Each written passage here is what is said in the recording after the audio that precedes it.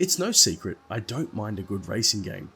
Not that I am any good at it, especially if you saw some of my F1 streams a couple of years ago, but I do thoroughly enjoy motorsports as a whole, with the pinnacle of motorsport being Formula 1 as my main racing poison of choice. I noticed a few of the actual F1 drivers talking about iRacing, and this got me wondering, what is iRacing and why should I care? And you can take a hot tip from me, you care because there is nothing else like it. And this got me wondering, how do some of our other racing staples stack up in comparison to iRacing?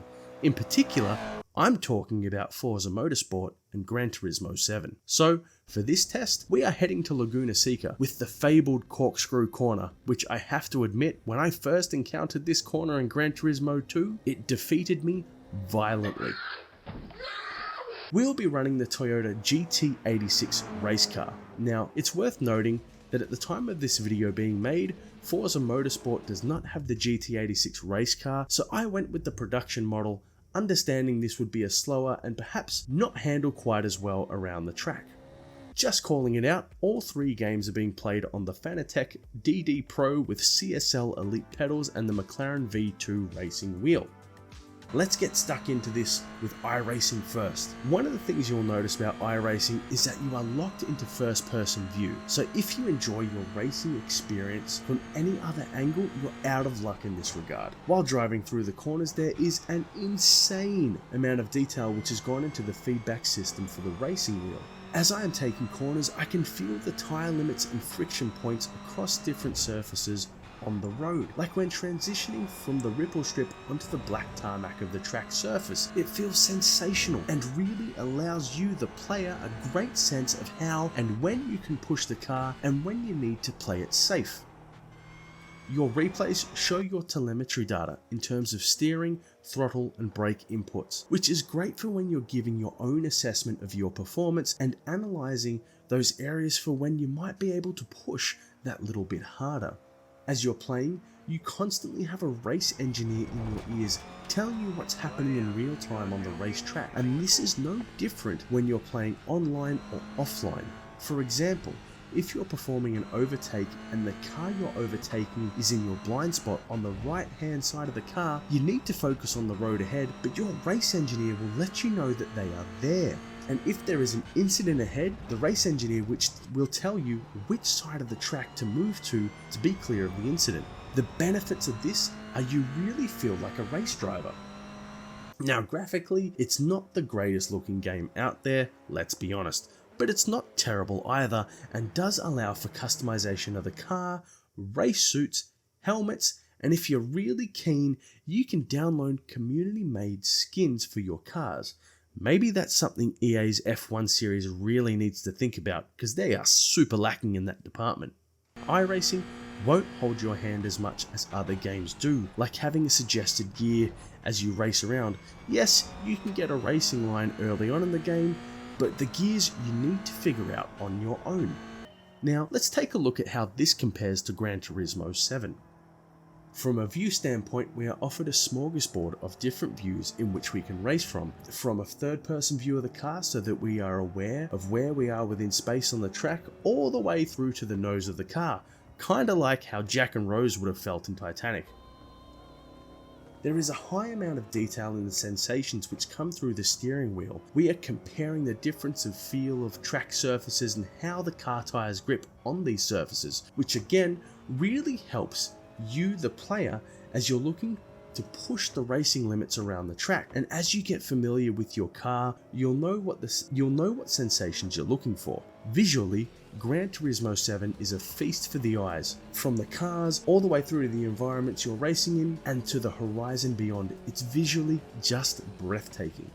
Now, Gran Turismo 7 does not have a race engineer who is going to tell you play for play what's happening at any given point in time in the race. But this is where the alternative view modes come in handy, so you have a greater awareness of your surroundings. But it does break you out of that race driver aesthetic. One thing I did notice about Gran Turismo is the car sounds. The engines in particular are so true to life for nearly every car you get near. GT7 also has some more beginner-friendly assists, where it will highlight for you the braking zones and recommend a gear to be in while taking the corner, to maximize your time through the lap, meaning that GT7 is going to help you get faster over a shorter period of time by actively teaching you the track and the car while you're playing.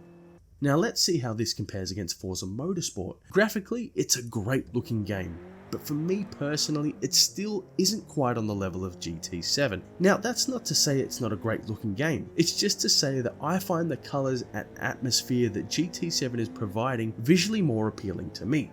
Now, one of my pet peeves for Forza Motorsport is that the gearing and speed is way off.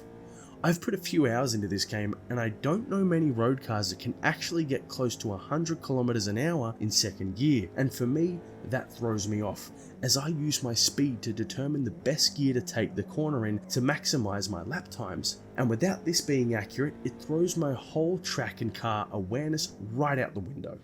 Forza as well does a great job at tyre and track feel, and even throws in torque steer as you're playing through the game. Now I did notice right out of the box I found the pedal inputs to be extremely sensitive, and I know we can adjust this in the settings, but I found myself constantly locking up on the brakes. The sound profiles again in Forza are fantastic, with sounds which are reminiscent to that of the actual cars. Forza also comes with more assists to help you get around the track faster, with a racing line and showing track limits and time gates so you can actively see where you are improving. Now, with all that said and done, iRacing is something else, but be warned, it's not for the beginner racer. It certainly is advantageous to be familiar with racing games well before committing to the iRacing scene. It's also worth noting that iRacing is a pay-to-play service, meaning you need to fork out monthly to play, in addition to buying tracks and cars to race with. So if you're only coming here to race casually, really think about the best value for money in this scenario. The game is also played with the community as a whole, so unless you choose not to, all races are against other people, and your rating is based on how safe you are on the track. Safe meaning not coming off the track, colliding with other cars, and not going full send into a barrier. And eventually, you'll level up your licenses, which give you access to more races, but in turn, this means you'll need to buy more tracks and more cars so you can compete in those other races.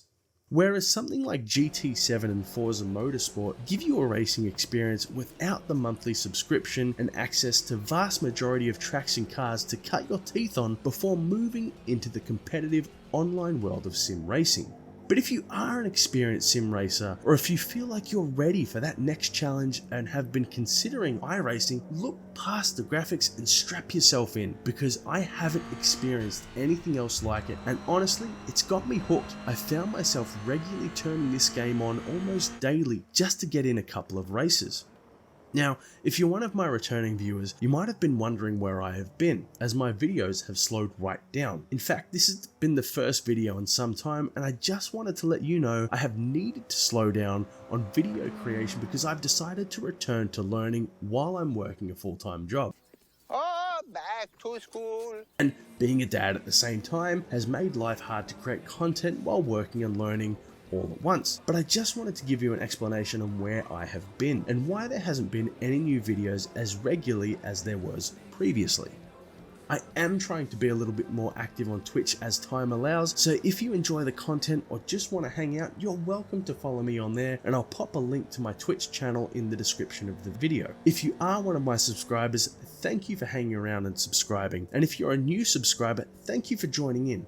As always, everything here is just my opinion, and all I am sharing are my own thoughts and experiences. Hopefully, I'll have something to share with you again soon.